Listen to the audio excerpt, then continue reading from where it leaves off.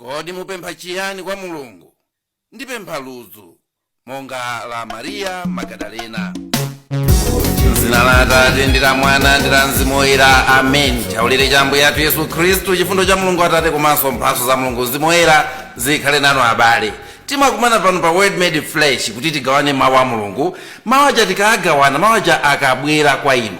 Chimene timayembekeza nchona kuti inuyo mwamvesere mawu aja. Mukamvesera mweke mumtima mwanu, mwazukute, mukatero mpite nawo pa ground pa moyo wanu wa siku ndi siku, mwagwirise ntchito. Mukagwirisa ntchito mubwererenso pa gulu pano.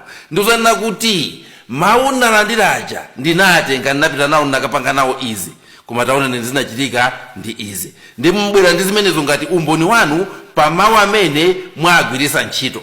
Nchifukwa chake pa gulu pano nthawi zina zake timakhala adu, ncholinga chona kuti tikukudikirani inuyo amene mwapita ku field ndi mawu aja kukagwirisa ntchito, kuti kodi mmene mwabwera mawu aja agwira ntchito ya mtundu chani. Nchifukwa chake makomenti athu ndi manga zathu zimene timapanga zisamangokhala zona kuti ulalikindo wabwino, iyi father mwalalika bwino, ujeni uyu amati chani maugwira mtima. Ndi manga zimene tikuyembekeza ife apa ndizi. Monga napangira anyamata aja napasudwa makobiri aja, wina limozi, wina awiri, wina 5. Wawiri ndi 5 uja anapita ndikukagwirisa ntchito makobiri aja. Ndikubwera kuna kuti chuma munandipasa chicha ndakapanga nacho business, ona ndabwera ndizi. Inunso muzatenga mawu angati chuma chanu ndikupita nawo mukapange nawo china chake, mubwere nawo kunena kuti ndapanga nawo ichi. Mukandiona ndili dupa muzipano sikuti ndachokapo, ndilipompa, koma tikudikira inu amene mwapita ndi mawu aja ku field kuti mubwere kundiuza fotokoza chimene mawu aja mwapanga nawo. Lero tikunena kuti pemphero langa ndi pemphero lona kuti Ambuye chonde mundipase ludzu mu mtima mwanga monga la Maria Magadalena. Ndiye ndafuna kuti inuyo mumvesere mtima wanu. Kodi mu mtima mwanu muli ludzu kapena mulibemo? Ngati mulibemo mundijoine mu pemphero limene kuti Ambuye tipaseni ludzu limene. Funso lake ndi limene likuona kuti kodi inu mu mtima mwanu mukumva kaludzu kena kake.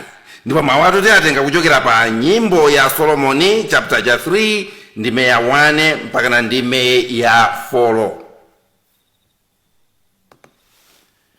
Usiku uliwonse ndiligone pa bedi panga ndinkangomfunafuna amene mtima wanga umankonda. Ndinamfunafuna koma osampeza, ndinamuyitana koma iye osandiyankha. Ndiye ndinati ayi, tsopano ndizuka ndikulowa mu mzinda ndi m'misewu ndi m'mabwalo ndimfunafuna amene mtima wanga umankonda. Ndinamfunafunani koma osampeza. Alonda anandipeza pamene ankayendera mzinda. Ndinawafunsa kuti kodi mwandionerako amene mtima wanga umankonda? Ndinangoti waja ntawapitirira pang'ono ndampeza amene mtima wanga umankonda. Ndinamgwira osamulola kuti achoke mpaka nditamulowesa nyumba ya amayi anga, mchipinda cha amene anandibala. Mawu a Ambuye. Tithokoze Mulungu. Abale anzanga, ludzu ndiye nkhani yathu ya lero. Ludzu. Iniyo ludzu mukuliziwa ndi chilakolako chachikulu chofuna kanthu, chofuna madzi.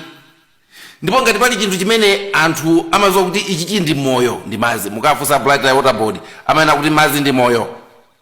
Choncho madzi akasowa kukhosi kumauma, ndipo kukhosi kukauma munthu umaziwa kuti moyo wanga uli pachiswe. Ludzu. Anthu amanena kuti kuli bwinoko kuti ukhale ndi njala kusiyana kuti ukhale ndi ludzu, chifukwa ludzu limapha ludzu. Tikamakamba nkhani ya ludzu, ena makamba za madzi choncho, koma ngakhale ena amene amakonda chakumwa imwa kamowamowa chilakolako chamowa chikapeza amati ndili ndi ludzu. Ayo ine ndili ndi ludzu kwa basi, mafuna kuti takakulolenga kachipanda kamodzi ndimwe. Kapena yakumona munthu amene amauchapa kwambiri mwamana kuti mkulu yoyo ngwaludzu. Munthu amene amakhala ndi chilakolako chamowa. Ludzu ndi chinthu chimene chimakhala kuti mtima wako ukufuna ukulakalaka, ndipo ukunena kuti ndikangopeza madzi pena pake ndimwa. Ndipo munthu amene ali ndi ludzu nthawi zina amatha kukhala kuti ngakhale madzi amene asali osaoneka bwino amamwabe chifukwa kuti luzu ndi lopweteka. Lero abale anzanga, luzu likuyimirira chilakolako chachikulu chomfuna Mulungu.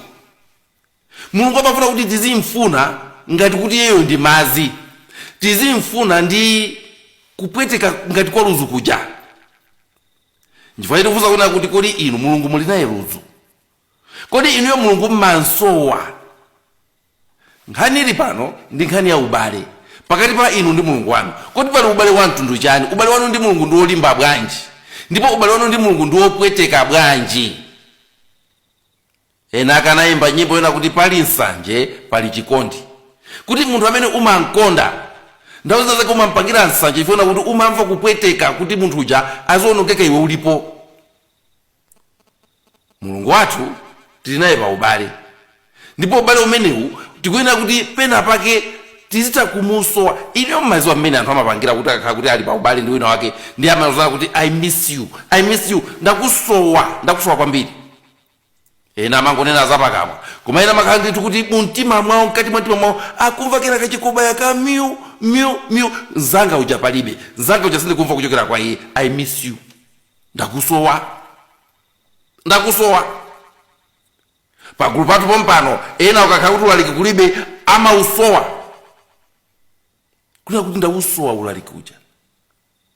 Apa panzeri kukamba unena kuti kodi inuyo mumtima mwanu mmamva kupweteka kwa kumusowa Mulungu, kapena mangokhala kuna kuti ndili pa ubale ndi Mulungu, lero ndipemphera, lero ndatopa ndisapemphere, ndatha wiki osapemphera, ndatha mwezi osapemphera, mtima wanu ulido bwido popanda kena kake kuhusina. Lero Maria Magadalena akuonesa luzu lake limene ali nawo ndi Ambuye Yesu. Luzu limeneli likumpasa kulimba mtima, komanso likuonesa chikondi chake pa Ambuye Yesu. Ndiye mumve mawu oyamba aja akunena kuti ndili pa bedi panga kana ndili pa mphasa panga ndikugona, mtima wanga ukangomfunafuna amene ndimankonda, umangoti lapu kumfunafuna amene ndimankonda. Iniyo mukuziwa tikamagona paja umakhala kuti sikuti tulo limangofika nthawi yomweyo iya umayamba wazilambatika kaye ndio madikira Mulungu kuti akuganizire ndikatulo. Ndika nthawi kamene kaja kumakhala kuti ukuganiza zambirimbiri, sindiwa kuti niyo maganiza chani pa time manager, umakhala kuti ukuganiza zambirimbiri. Ndi bwino kuti lero mukamakagona muziliyangana kuti kodi tulo lisanabwere munthu eni makhala ndi kuganiza za nthu chani. Koma mawu aja kunena kuti paka nthawi kamene kachako munthu tulo limakanika kubwera chifukwa amamula kalaka amene mtima chiumankonda. Amakoti sadabu watembenukira uko kusakasaka mtima mwake kumfunafuna amene mtima wake umankonda. Akuti mpaka kuti anazukapo alikwani wavumbulukapo ulendo mmiseu ndi mmizinda kusakasaka amene mtima wake umankonda. Luzu lomfuna munthu, luzu lomulakalaka Mulungu, akuti amakansaka mmiseu ndi mmizinda. Maria Magadalena Ambuye Yesu atamwalira ananka kumakamusakasaka anali ndi luzu limene. Inunso ndi ine tikupempha luzu lomwelo loyenera kuti tikakhala tizimva kumusowa Mulungu ndipo tizizuka kukamusakasaka mmiseu ndi mmizinda. Kulowa m'Baibulo ukasaka Mulungu, kupita kumphakati ukasaka Mulungu mwa anthu azinzathu, kupita kukagwira ntchito za chifundo, kupita kunsembe ya misa kuchalichi, konse kuja ndi kumusakasaka Mulungu mmiseu ndi mmizinda. Mawu amene Mulungu tingati kukampeza chifukwa tili ndi luzu lomfuna Mulungu. Ndi akuti ndinazukapo mpaka na alonda oyendera m'mizi mwanandifunsa avakabu anandifunsa tsopano iwe ndakuti nafunsa kuti alonda kodi mwandionera kwa amene mtima wanga umankonda, mwamuona amene mtima wanga umankonda. Nkhani yake ndiyo mweija imene mukatenga uthenga wabwino wa Yohane chapter 20 1 mpaka na 18. Maria Magadalena anapita kumanda kusakasaka Ambuye Yesu ndipo anapezako alonda. Ndiye anafunsa una kuti ngati ndinu mwamtenga mundiuze kumene ali. Nyimbo ya Solomoni ija kunena kuti nafunsa alonda kuti kodi mwandionera kwa amene mtima wanga umankonda. Alonda aja kaya anayankha kaya sana yankhe akuti anapitirira nthawi yomweyo kupitiriza kusakasaka amene mtima wake umankonda. Akuti atangowapitirira pang'ono wamuona.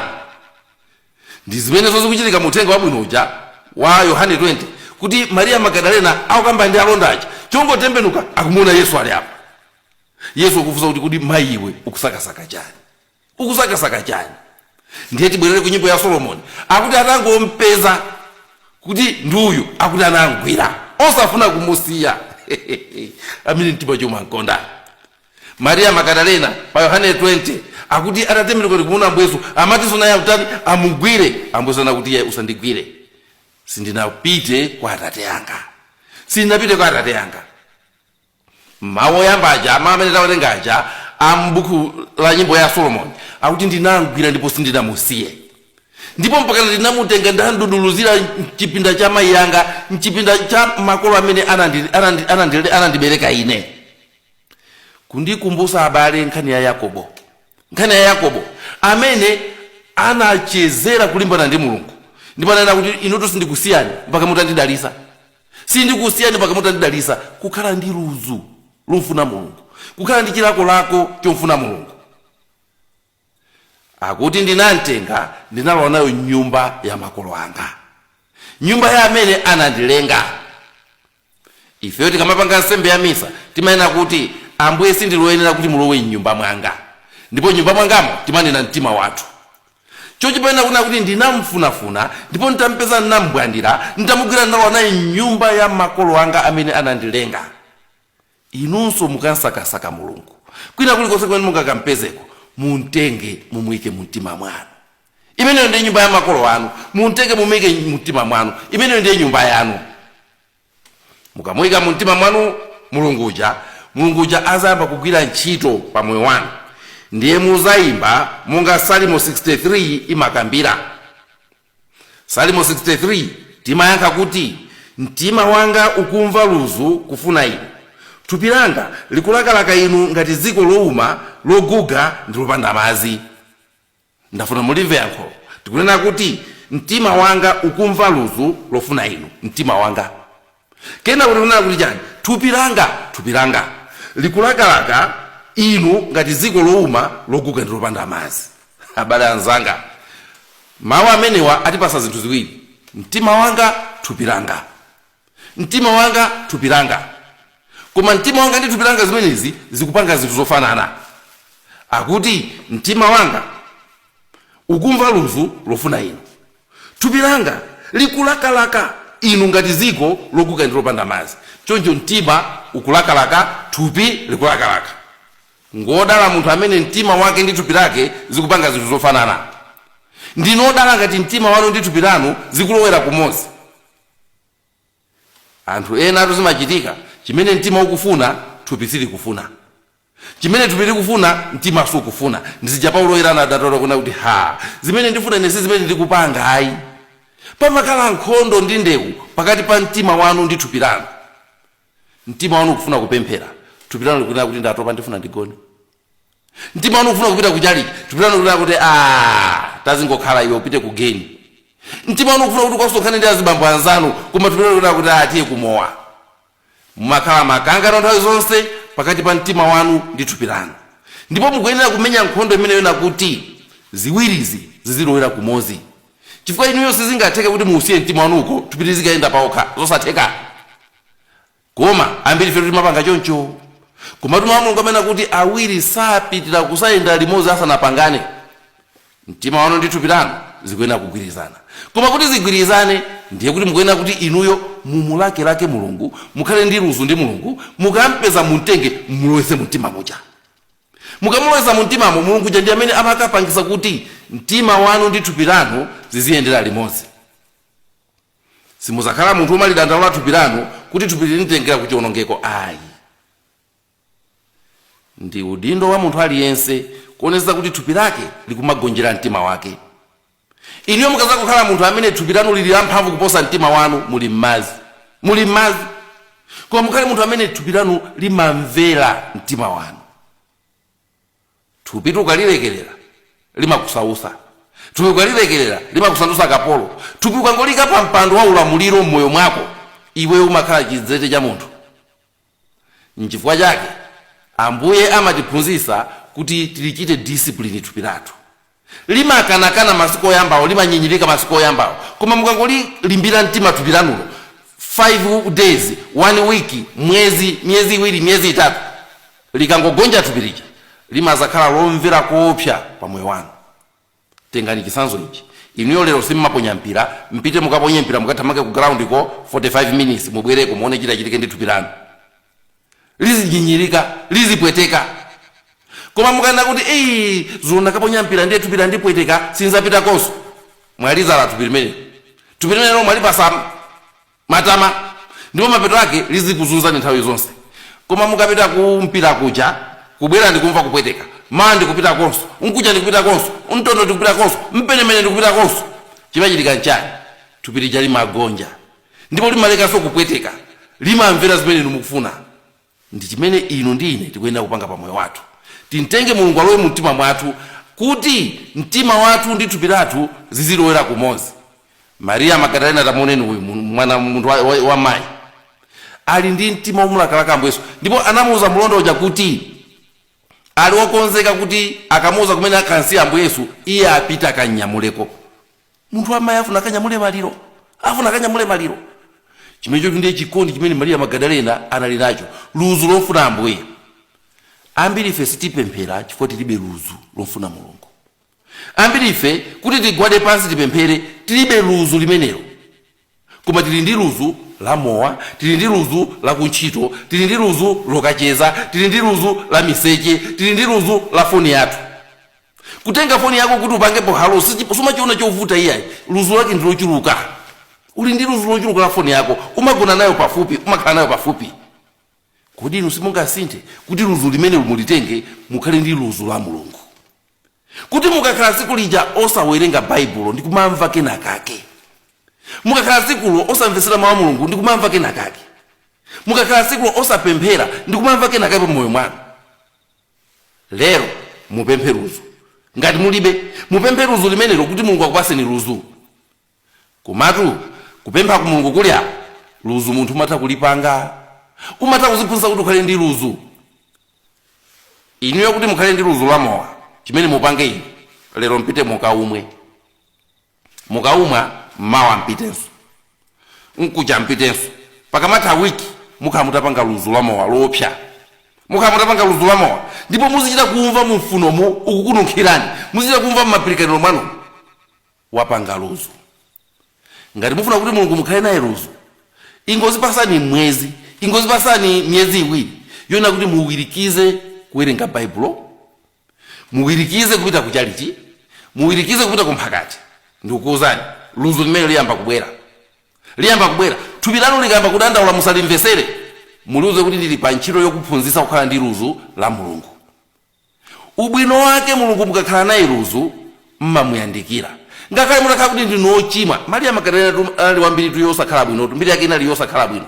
Koma munthu wa mayi uyuyu sanaope kukamuyandikira Ambuye Yesu. Chikhalidwe chawo chinachiona kuti sikanalola kuti mzimayi azimuyandikira mamuna. Koma Maria Magadalena sana samali zimenezo. Inunso machimo anu asakupangiseni kuntalikira Mulungu. Ayi, pamene mwachimwa ndi pamene mukuyenera kukamuyandikira Mulungu. Amayenda kuti amene sadwala sasowa sing'anga, koma amene akudwala ndi amene akusowa sing'anga. Inuyo kulakwika kwanu, zofoka zanu, machimo anu asakupangiseni kuti muzintalikira Mulungu. Kamuyandikireni. Mukamuyandikira Mulungu, mukakhala naye chilakolako, ndiye mumanzi wanu Mulungu uja. Ndiye mayamba kumumva kukoma Mulungu uja. Mayamba kumva kunong'onera kukhala pamaso pake. Mayamba kumva kukoma ufulu wa ana a Mulungu. Mapeto ake chimachitika nchani?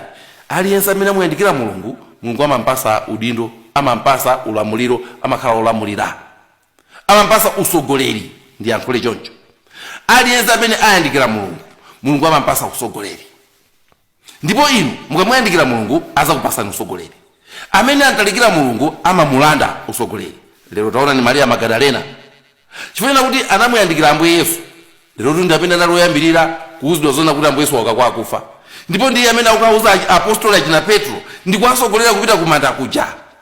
Lero Maria Magadalena wakhala msogoleri wa apostoli. Wasogolera apostoli ndi kuwauza zimene Ambuye amuuza. Chifukwa kuti anayandikana ndi Ambuye. Inu ngati malakalaka, koma Mulungu atandiyankhula, koma Mulungu atamandituma, koma Mulungu atamapanga chakuti sizingatheke zimenezo ngati mulibe luzu lofuna Mulungu. Sizingatheke zimenezo ngati mulibe njala yofuna Mulungu. pemphani njala imeneyo, pemphani luzu limenelo, komanso nanu muchitepo kanthu kuti luzu limenelo litheke. Mukatero Mulungu azakupasani usogoleri, muzakhala msogoleri amene muzatenge anthu ena kuwapitisa kwa Mulungu, kuwatenga anthu ena kupita nawo ku chipulumutso. Likhale pemphero lathu, Ambuye ndipaseni luzu, mundipase luzu lofuna inu. Ndikamati siku lija likuta hafu ya siku ndisana kuone ndisana mveza inu sana kuirenge malembo oyera, ndizimva kena kake mu mtima mwanga. Mulungu amphamvu zonse timakunyamikani kuti inuyo mmatigaira luzu lofuna inu mitima mwathu. Koma nthawi zina zachitima liphada la luzuli kuti tizamakufuneni popa kuti mwina mutizuzula. Ambuye tikupemphani kuti mutibwezerese luzu lofuna inu, chifukwa kwa inu ndikumene kuli mawu opasa chipulumutso mwa Yesu Khristu yemweyo Ambuye athu. Amen. Ndakuthokozani abale, tiye timpemphe Mulungu, tiye tiyesese tikhale ndi luzu lofuna Mulungu. Munali ndine Eliseo Pamphuntalika, m'dzina la Atate ndi la Mwana ndi la Mzimu Woyera. Amen.